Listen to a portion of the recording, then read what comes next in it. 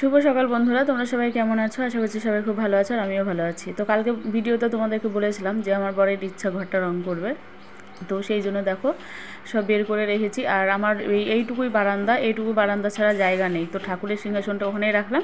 ঠাকুরকে বললাম যে আমাদের সাথে সাথে তুমিও একটু কষ্ট করেই থাকো। কালকে তোর বাবাকে বললাম জিনিসগুলো অল্প অল্প করে সরালো না, মানে ওই একা একা করবে না, আমাকে ছাড়াও চল, মানে আমাকে নিয়ে ও কাজ করবে একসাথে। যে একটা কাজ হয়ে যাবে আমি এগিয়ে রাখি, ও আর একটা কাজ করবে তা করবে না। তো দেখো কাকিমাদের বাড়ি থেকে টুলটা নিয়ে চলে আসলাম।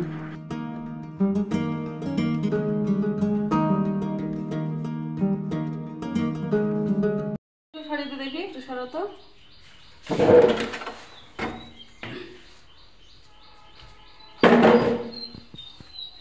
হাত দিয়ে গুলছে তো এই প্রথম আমি রং করতে লাগলাম বন্ধুরা। তো আমার বর রং করেছে এর আগে, এই যে ঘরের যে রংটা ওটা কিন্তু আমার বরই করেছিল। তো আমি আবার ওকে বলছে যে আমি দেখি পারি নাকি, একটু চেষ্টা করি। তো আমার বর বলছে পারবা না, ও করতে যাওনি কোনো দিনও, করতে যেও না, তখন আবার হাতে মাথে ব্যথা করবে, তখন সবই পড়ে থাকবে, ঘরের কাজটা ঠিক মতো হবে না। দিয়ে আমি বললাম যে দেখি না, তুমিই বা একা একা কতক্ষণে করবা। দিয়ে তাই বলে দেখো সানসাইটের ওইখান থেকে আমি শুরুটা করলাম, তারপরে আস্তে আস্তে দেওয়ালটাও আমি শুরু করে দিয়েছি। তো দেখো বন্ধুরা, আমার মানে খুব ভালোই লাগছে রংটা করতে, মানে নতুন মানে ফিলিংস হলো আমার রং করা। তো খুব ভালো লাগছে, বরের সাথে গল্প করছি, হাসছি আর রং করছি। তবে ঘরের মধ্যে ধরো সব মানে কিছু কিছু জিনিস রাখাই আছে, দেখতেই পাচ্ছ, শোকেস, আলমারি, খাট, এগুলো তো রাখাই আছে, কারণ আমাদের তো খুব অসুবিধা জায়গার, বুঝতেই পারছো। আর একটা ঘর থাকলে কি হতো যে ওই ঘরে সব কিছু রেখে দিতাম, এই ঘরটা তখন একদম পুরো আলগা করে তখন সব পরিষ্কার করে উঠে একেবারে তখন ধুয়ে মুছে আস্তে আস্তে ধীরে সুস্থে জিনিসগুলো ভরা হয়, কিন্তু সেটা তো আমাদের হচ্ছে না। তো সেক্ষেত্রে ধরো একটু খুব কষ্টই হচ্ছে। তো দেওয়ালে রং কমপ্লিট হয়ে গিয়েছে, তো দেখো মেঝেতে রং পড়েছে, সেগুলো সব কসলাচ্ছি, সেগুলো ধুয়ে নিচ্ছি, কারণ ডেটোটা আবার রং করতে হবে। তো তো বন্ধুরা, আমাদের ঘরে রং করা কিন্তু কেমন হচ্ছে তোমরা কিন্তু অবশ্যই কিন্তু কমেন্ট করে জানাবে, ঠিক আছে? তো বন্ধুরা দেখো, আমাদের ঘরে রং করা কমপ্লিট হয়ে গিয়েছে, আর কেমন হয়েছে তোমরা কিন্তু অবশ্যই কমেন্ট করে জানিও। তবে ঘরে কিন্তু অনেক কাজ আছে, আর ঘরটা কেবল মুছে টুছে উঠলাম। আর হচ্ছে দেখো ঘরে সানসাইটের উপরে দেখো এই যে সব দেখে নাও পুরোটা। আর এখানে যে জিনিসগুলো দেখছো আপাতত রাখা হয়েছে, কারণ সব ধুয়ে পরিষ্কার করে এখন জায়গায় সব রাখবো, তবে একটু সময় লাগবে। আর এইদিকে দেখো বাইরেটা কি অবস্থা হয়ে আছে, একটুখানি জায়গার মধ্যে খিচিপিচি লেগে গিয়েছে। তো এখন ঘরটা মুছবো, আর আমার বরকে বললাম স্নান করতে, কারণ স্নান হয়ে গেলে এই মানে ঠাকুরের সিংহাসনটাকে ঠাকুরের জায়গাতে রেখে দেবে এখানে, ঠিক আছে?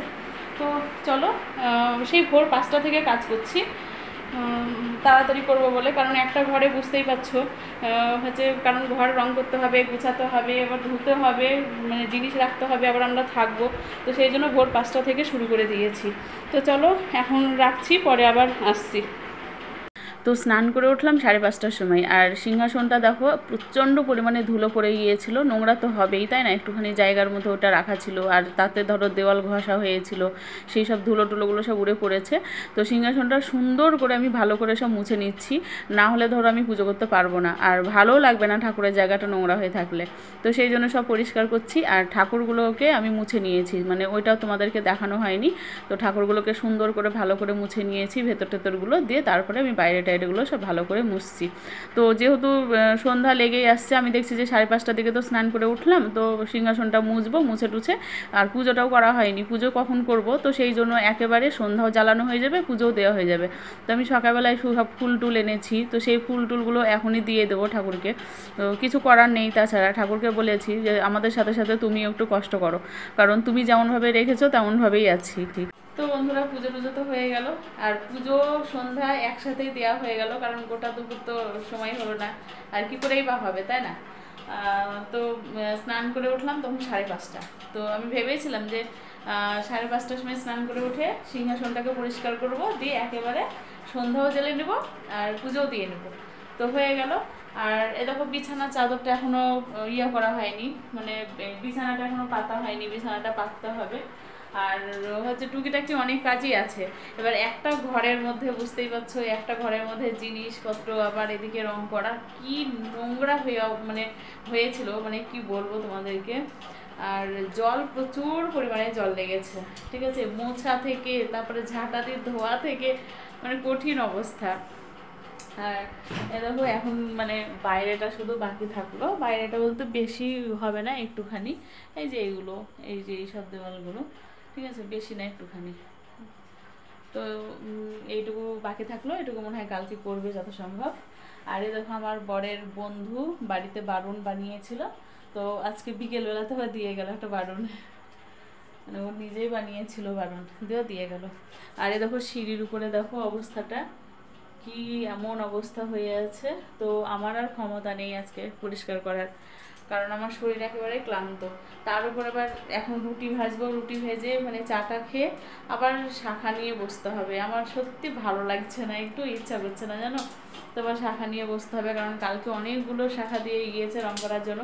কালকে সকাল হলেই হয়তো ফোন করবে, করে বলবে যে কতটা মাল রেডি হলো, ঠিক আছে, এই কথা বলবে।